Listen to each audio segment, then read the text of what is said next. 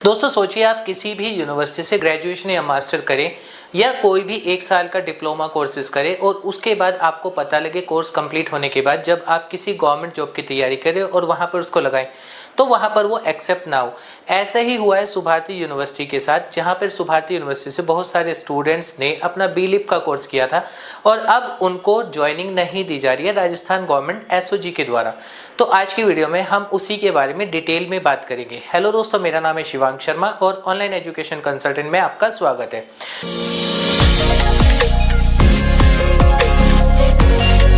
दोस्तों वीडियो शुरू करने से पहले कुछ अपडेट्स की भी बात कर लेते हैं। सुभारती यूनिवर्सिटी का रिजल्ट अनाउंस हो चुका है जैसे कि हम सभी को पता है, और उसके साथ साथ ये भी है कि अब आप लोगों के कुछ क्वेश्चन है, जैसे कि आपने फर्स्ट ईयर की फीस दी हुई है, सेकेंड ईयर की फीस दी हुई है, तो आपका नेक्स्ट सेमेस्टर कब अपडेट होगा, तो वो आपका 1 महीने के अंदर अंदर अपडेट हो जाएगा। इसके बाद आप ये भी बात कर रहे हैं कि जिनको फीस देनी है तो वो कब तक दे सकते हैं, तो हाँ, आप अपनी फीस 30 अक्टूबर तक सबमिट करवा सकते हैं जहाँ से भी आपने एडमिशन लिया था वहाँ पर। और इसके बाद अगर मार्कशीट की बात करें हार्ड कॉपी, तो वो आप अपने स्टूडेंट लॉगिन से ही अप्लाई करेंगे। वो आप 1 महीने बाद अप्लाई कर सकते हैं, 200 रुपये उसका चार्ज लगता है और वो आपके घर पर यूनिवर्सिटी से बाय कोरियर आ जाएगी। तो चलिए दोस्तों, आज जो हम बात कर रहे थे वो ये है कि राजस्थान में क्या हुआ कि बहुत सारे स्टूडेंट्स थे जिन्होंने लाइब्रेरियन के लिए एग्ज़ाम दिया था। एंट्रेंस एग्ज़ाम क्लियर हो गया।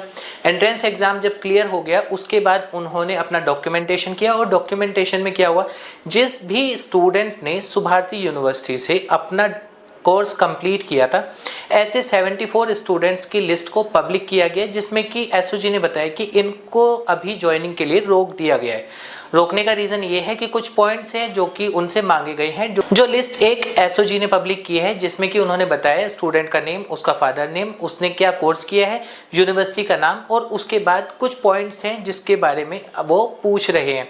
तो चलिए चलते हैं स्क्रीन पर, जहाँ पर मैं आपको दिखाता हूँ कौन कौन से वो पॉइंट्स हैं जो कि पूछे जा रहे हैं। दोस्तों यहाँ पर दिए गए कार्यालय निदेशक माध्यमिक शिक्षा राजस्थान बीकानेर, जहाँ पर यह पुस्तकालय ग्रेड 2024 में चयनित अभ्यर्थियों के प्रशैक्षणिक डिग्री बीलिप या डीलिप सत्यापन एवं 10 बिंदु की सूचना के क्रम में जो कि यूनिवर्सिटी से मांगा गया। यहाँ पर आप पढ़ सकते हैं, पुस्तकालय ग्रेड सेकंड 2024 में चयनित अभ्यर्थियों के प्रशैक्षणिक डिग्री सत्यापन हेतु प्रासंगिक पत्र द्वारा दल का गठन किया कर उनके विश्वविद्यालय से वाक स्तर पर उपस्थित होकर दस्तावेज इत्यादि जमा करवाकर डिग्री सत्यापन रिपोर्ट एवं 10 बिंदु की सूचना चाहिए गई। वांछित सूचना पूर्ण उपलब्ध नहीं होने के कारण अभ्यर्थियों की नियुक्ति संबंधी कार्यवाही में विलंब हो रहा है। यहाँ पर इसमें जो 10 पॉइंट दिए गए हैं, सबसे पहला है अभ्यर्थी का यूनिवर्सिटी में आवेदन पत्र। जैसे ही कोई स्टूडेंट अगर यूनिवर्सिटी में एडमिशन लेता है तो उसको सबसे पहले एक फॉर्म उसके सेंटर के द्वारा या फिर यूनिवर्सिटी के द्वारा प्रोवाइड किया जाता है, जो कि यहाँ मांगा गया है। नंबर 2 पे है संबंधित संस्थान में प्रवेश के समय जमा पूर्व विश्वविद्यालय की मार्कशीट, यानी कि अगर आपने ग्रेजुएशन में लिया है तो आपने 12th की टीसी दी होगी। अगर आपने मास्टर डिग्री में लिया है या बीलिस में लिया है तो वहां पर आपको क्या होता है कि आपको अपना जो है ग्रेजुएशन का माइग्रेशन वहां पर सबमिट करना होता है। उसके बाद यहाँ पर टीसी की डिमांड की गई है और यहाँ पर एक बिंदु दिया गया है संबंधित विश्वविद्यालय संस्थान का एनसीटीई से मान्यता संबंधी पत्र।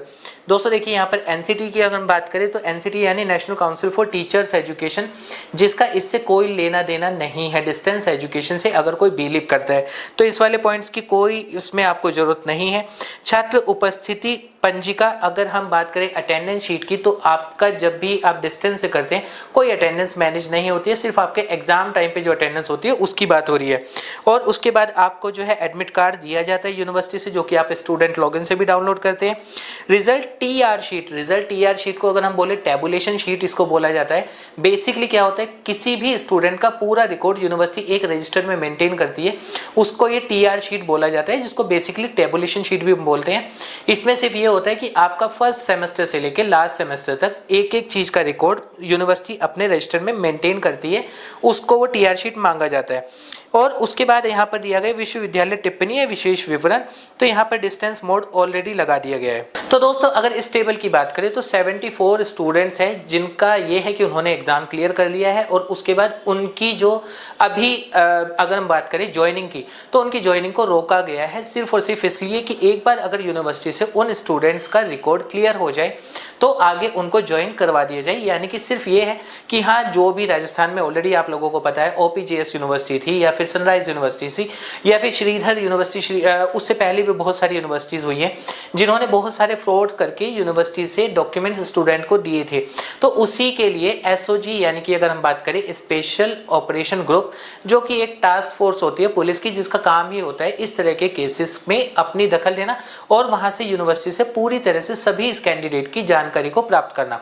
और ये सिर्फ इसलिए होता है कि कम से कम अगर आपने सही तरीके से किया है तो कोई और स्टूडेंट ऐसा ना हो जिसने गलत तरीके से किया और उसको भी आप ज्वाइनिंग दे दें, तो वो उन स्टूडेंट्स के लिए अनफेयर होगा जो पूरी मेहनत के साथ और सही तरीके से अपना कोई भी कोर्स कंप्लीट करने के बाद गवर्नमेंट जॉब की तैयारी करके उसको हासिल करते हैं।